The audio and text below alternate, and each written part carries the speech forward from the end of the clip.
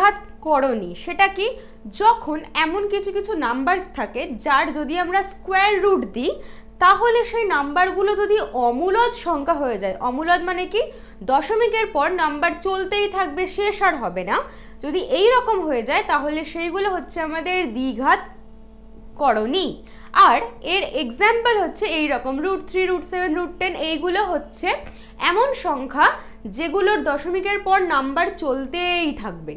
মজার বিষয় হচ্ছে মাধ্যমিক 2022-এ এখান থেকেই একটা ইম্পর্টেন্ট প্রশ্ন এসেছিল, সেটা হচ্ছে 7√11 একটি ড্যাশ সংখ্যা। আমরা জানি কি √11 পার্টটুকু কি হয়, অমূলদ হয়, তাই তো? তাহলে অ্যান্সার কি হবে, এটা একটা অমূলদ সংখ্যা। সামনেই মাধ্যমিক 2025, যদি এরকম আরো ইম্পর্টেন্ট সাজেশনস জানতে হয় তাহলে অবশ্যই আমাদের মিনস একাডেমিকে সাবস্ক্রাইব করো।